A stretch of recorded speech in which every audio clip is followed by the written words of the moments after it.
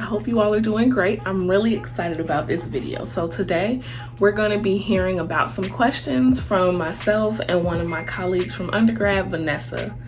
And I'm going to be looking to the side so I can see the questions on my laptop, just so there's no confusion. All right, my name is Natasha Marshall. I went to Alabama State University and got my Bachelor's of Science in Rehabilitation Services. Oh, and the concentration was in addictions. Currently, I attend UTHealth, which is the University of Texas Health Science Center at Houston. That's why we just call it UTHealth to make it easier. I'm getting my master's in public health, and my direct program major, if you will, is health promotion and behavioral sciences. And I haven't picked a concentration or minor, certificate, whatever you all call it. I haven't picked one yet, but I'm between 3 options right now. Actually, if you all want to know them, I'm going to be picking between this semester and next semester. I'm stuck between health disparities, nutrition and public health, or physical activity and health. I like all 3 of those, so I'm going to be working with my advisor to figure out which one I want to do. Hi, my name is Vanessa Mallory. I'm a recent graduate of Alabama State University, where I received my Bachelor's of Science in Rehabilitation Services, and I'm currently a graduate student at UNC Charlotte, where I'm getting my Master's of Public Health with a concentration in epidemiology. My expectations for grad school. So, not to sound bad, I don't know if I was excited for grad school. I was just like, this is here. I'm excited to keep going and get it over with. That sounds really bad, but that's honestly the truth. I was very nervous because harder school, well, not harder school, but it's a higher tier of school, so of course the work is going to be harder than undergrad. And I was mainly nervous about being one of the only African American students. I'm just going to put it out there, honestly. Not to say that I've only been in Black environments. I've been in my share of white environments too, but I was honestly really nervous about that in terms of if I was gonna have any friends, be able to talk to any of my classmates. I was just really nervous about that. And I expected grad school to be very cut and dry, kind of like how it is now. One thing I didn't expect that they have are a good amount of student clubs, organizations, things like that. I haven't officially joined one, but it's gonna come. It's gonna come. Just some of the expectations that I had was definitely that I was going to get the opportunity to do some research within the field of public health, because at my undergraduate institution we didn't have public health as a major. We had maternal and child health minor, so I wanted to definitely get into some research opportunities within my UNC Charlotte community, which there are a lot of research opportunities that I found out about. I just haven't started any research yet because I just got done with the research internship, so I'm kind of trying to take a little break from research and just focus on school. But I would say that that's one thing I expected. I was definitely nervous about the coursework and the expectations from my professors, because so many people have told me that grad school is extremely hard, or that the transition has been terrible. And so I was really, really nervous about what my professors were expecting. And I found that some of the stuff is it's based on group work. At my university, I have 3 group projects, and that's in all my classes basically. And I found that was interesting, because I didn't know that grad school would have as many group projects. I thought it was going to be more so papers, individual work, which is not a bad thing either. It's just something that I'm getting adjusted to again, just working with people from various backgrounds and fields, people that might have an extensive public health knowledge. So that's definitely interesting to have all our minds come together to work on things.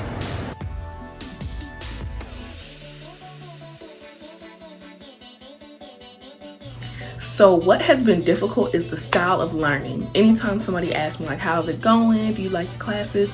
I really enjoy the information that I'm learning, but the learning style I don't enjoy. We don't get too many actual in-class lectures. How my program runs, and Vanessa's, from what she's told me, is they give you the PowerPoints online, they give you the readings, they give you all that stuff online. You do all of that and come to class knowing what you're talking about, and we might we do an activity or something like that. I really don't like that structure. It's almost like it puts me in the mind of an online class. Like, what is the point of, I go to class, don't get me wrong, but it's like, what is the point of coming to class? I'm used to being, you know, taught in class as well, like doing lectures and taking notes in class, and I prefer it that way. The way that they have it, you have to be very organized and do what you're supposed to do, because if you don't do what you're supposed to do and come to class thinking that you're going to learn something, my friend, you're extremely wrong. And also what I find difficult is all the reading. Like, I love a good PowerPoint, a good video, but doing 60 plus pages of reading, you can save it. I mean, I do it because I have to, but I don't enjoy that. But what I have enjoyed, I guess being in, I don't want to sound bad when I say this, like an upgraded environment. Like, I've never really had to, you know, commute to school, take shuttles to different buildings. Like, it's never been all of that for me. So that has been kind of enjoyable. Meeting the people. I've met some amazing people, actually. Like, I haven't met a lot of people, but the people that I have met have been very quality people.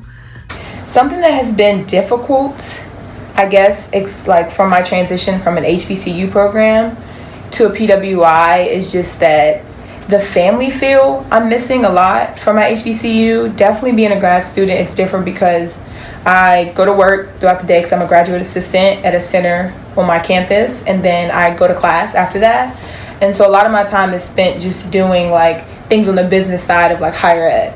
And so it's interesting to be on a campus, but you're not necessarily involved in the campus activities. And so that's something that I've had like a hard time adjusting to, because I felt such a family feel at my HBCU, and now I'm kind of feeling that experience of being like just a student and like almost being a number a little bit on a campus with 30,000 people. It's definitely interesting. It's not a bad thing. It's just a big adjustment for me coming from my HBCU, my alma mater. But I am glad that I got that experience of having that family feel, and I think it was crucial for my development during my undergrad. During my undergraduate like degree and everything. But I definitely am missing my HBCU fam. So shout out to ASU for making me feel at home constantly.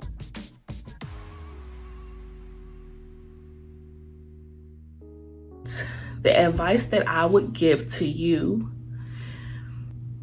is to come in very open-minded. Don't come in with an expectation of how you expect the people to be, the work to be.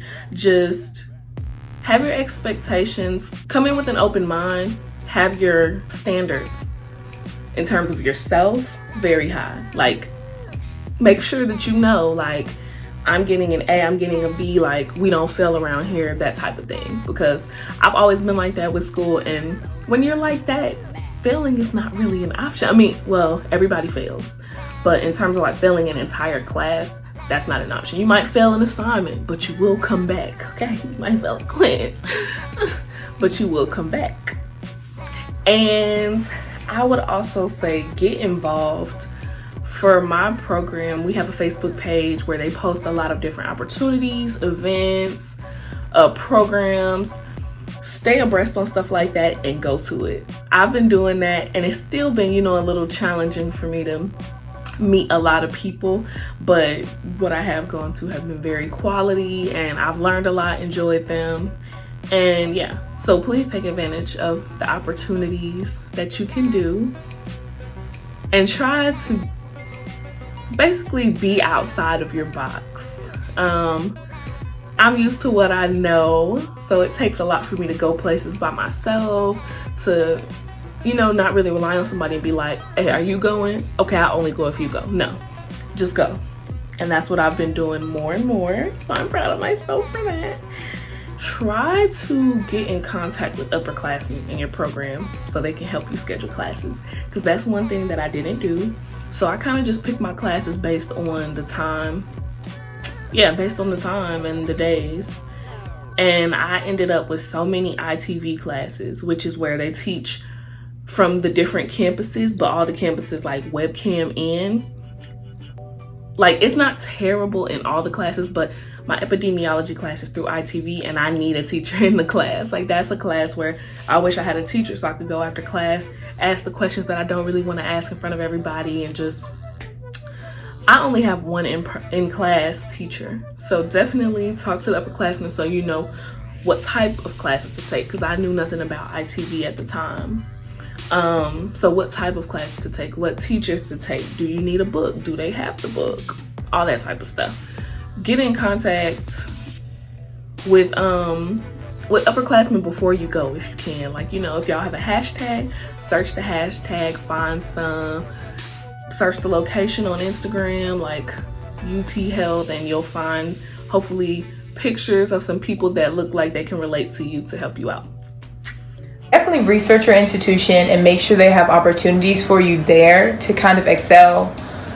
Make sure their curriculum is based, make sure they have your concentration for one. I found that applying to different institutions, some wouldn't have the concentrations I was focusing on, but like, I know some people apply anyway to schools that might not have their specific concentration and they kind of just try to make it work. But I would say apply to an institution that has your concentration, because then you're connecting with professionals in that field, and so you get the opportunity to get research experience or internship experience or just advice from your professors on how to navigate that specific like sector of public health. I think that's very important because public health is such a broad field. You want to make sure that you have an institution that has your concentration and professionals and professors that have worked in that field specifically, so they can give you any advice and tips they need. And also, I think it's definitely a big deal to just make sure like that they have the resources and they have that comfortability aspect that you're looking for within your institution. If you don't want to go to big school, I know people get caught up sometimes in the names of institutions, but if that's not your thing to go to a big university or institution, then go to a university that is smaller, that still has an MPH program, and that is going to be able to like cultivate what you need as far as like becoming like a professional in the field of public health. I wouldn't want someone to like go to a university just because of the name and then hate it because they feel like they can't get any help or anything like that. So just make sure that where you apply is actually has the resources that you need. So if it's a smaller institution and you feel like you want a bigger cohort size to have like more colleagues to connect with, then do that. Just make sure that you kind of have a little checklist of like what you're looking for in the school, and then go off that. Because I know I definitely was focusing on like location, concentrations, and then also just how I interacted with the faculty during the application process. Those are big things for me. But you know, it's all different for other people. But just make sure that checklist is getting filled out for the institutions that you're applying to and the one you ultimately decide to go to. Okay, so grad school applications, I know I easily spent, I should pull up receipts, but that's a lot. That's a lot of looking back to do. I'm pretty sure I definitely spent over $400 on the grad school applications. The GRE was around $200. Transcripts, roughly, I spent, and this is gonna sound like a lot. This is gonna sound kind of, no, in the GRE, hold on, let me upgrade that. I spent at least $250 because when you take the GRE test, they allot you a certain number of schools that you can send it to for free. But I messed up on one of my schools, the one I'm going to now, University of Texas. I think I sent it to just UTHealth and not the School of Public Health. So I had to resend it through the like the online place to do it. And I kid you not, I think that transcript was like, not transcript, I think sending those scores cost me like $40. So yeah, around $250 for the GRE. Transcripts at my university, they're $8 per transcript. I think I applied to like 5 schools, whatever that math is. I'll put it right here. That's how much I spent. And I feel like there was more. I mean, maybe not. Okay, so yeah, transcripts were probably, those were the cheapest things. And how did I pay for these expenses? I paid for the GRE on my own. I paid for my own transcripts. and my gracious parents split the grad school applications between them. So I'm pretty sure I didn't have to pay for those. My mom's paid half, my dad paid half. So I'm very grateful for that. And one thing that I have to say about the whole expense of grad school is that, to be honest, when it comes to the application process, now this is just from my experience, because I didn't look into like waivers or anything, although I probably should have. I didn't, because a lot of times I tend to not be eligible for stuff like that.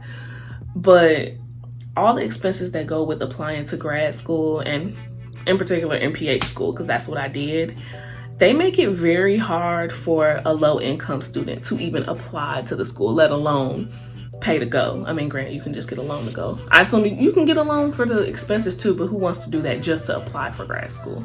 So that automatically kind of knocks out a good amount of candidates. It's expensive to do everything to apply for grad school. It is. So I personally spent a hefty amount of money, I feel like, applying just to 3 schools, partially because of some of the like application portals, just like individual applications for universities, and then like that one-time fee through Sophus. I think it was like $135 for like the first application. So budgeting and planning for that was a really big thing for me. I was working and like trying to put money away to pay for the GRE and to pay for grad school applications and transcript fees.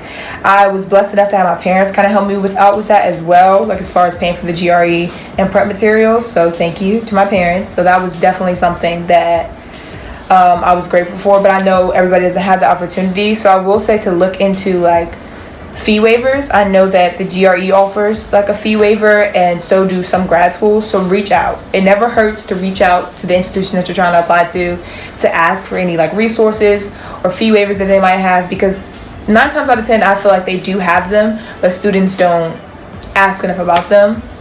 Also, you can go to your financial aid office and see if they have any options for people trying to apply to a graduate program. They might have some type of fee waivers for you all. So definitely check that out, because I found that it was really expensive to apply to graduate school, and I only applied to 3, and I felt like my parents' pockets were hurting a little bit. So I definitely would say like try to find out how many, like what resources there are to kind of help you out with applying and paying for that stuff.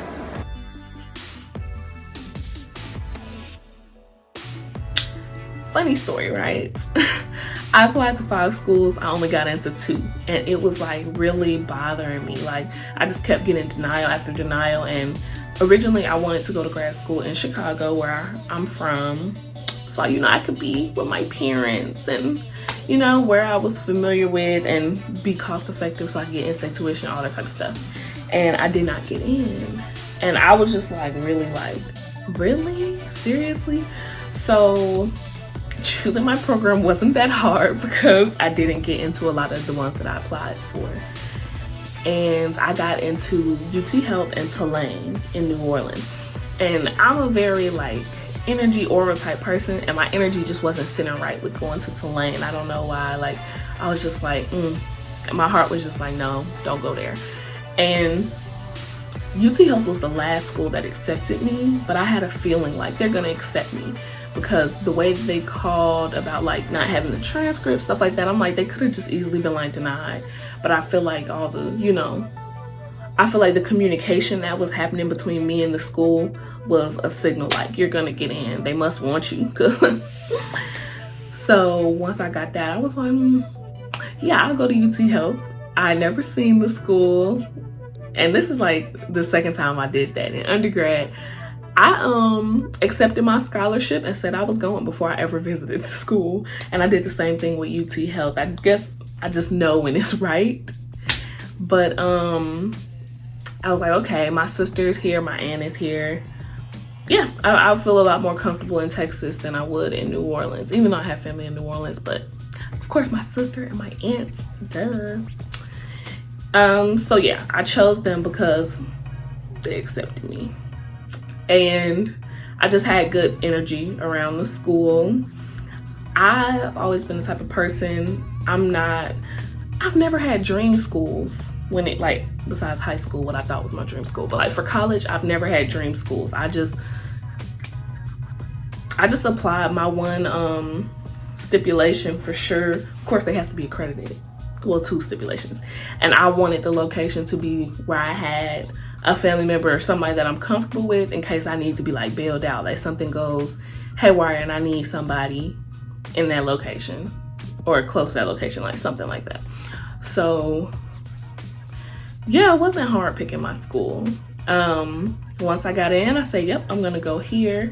And then I talked to, you know, my advisor.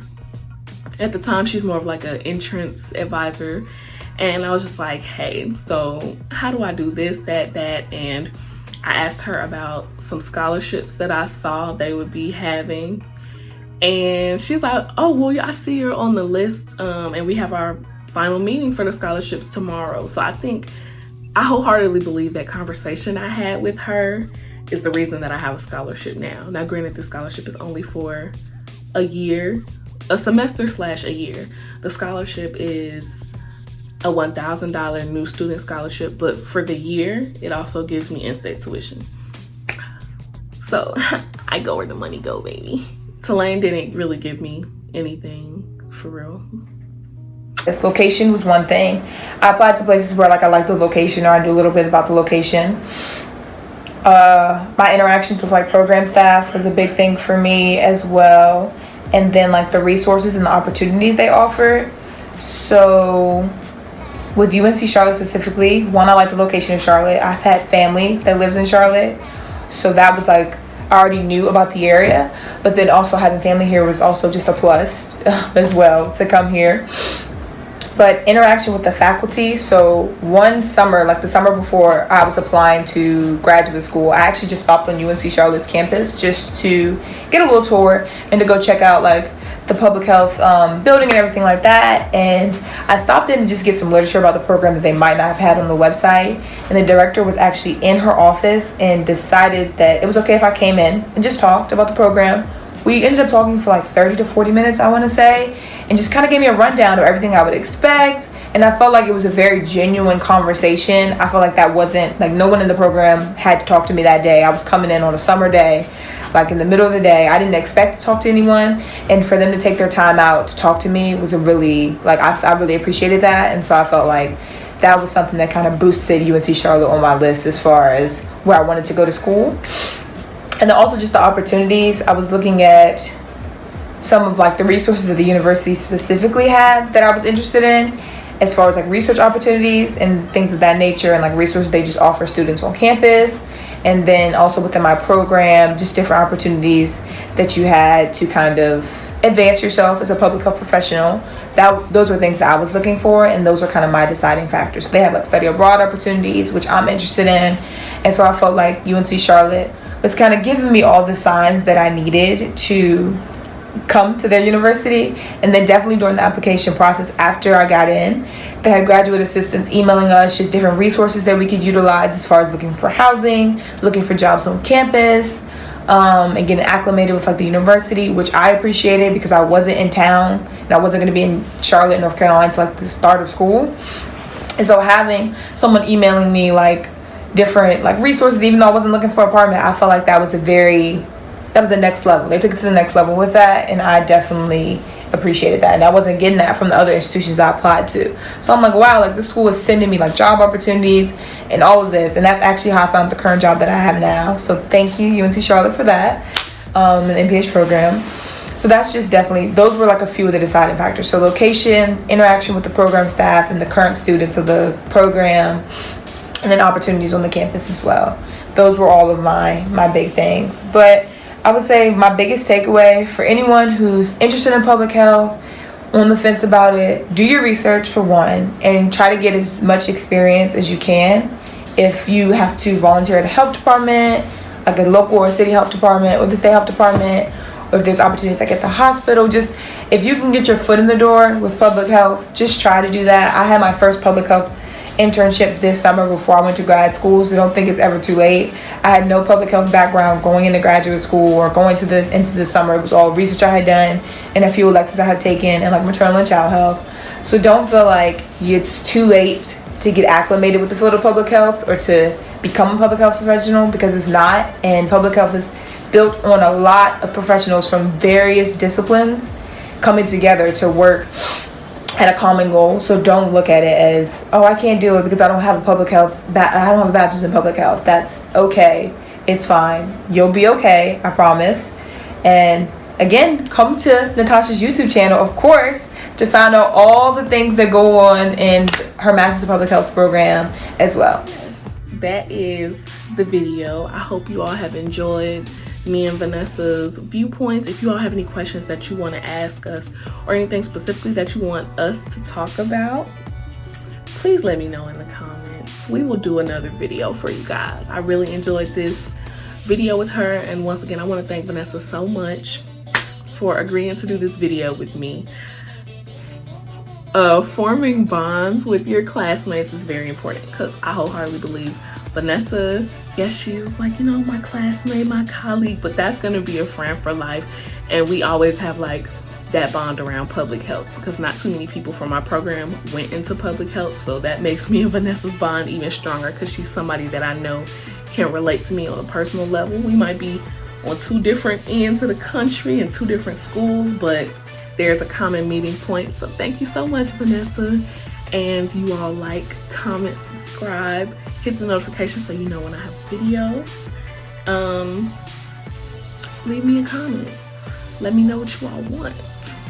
I think I really enjoyed this video because it's very informational. You're welcome. Have a beautiful day.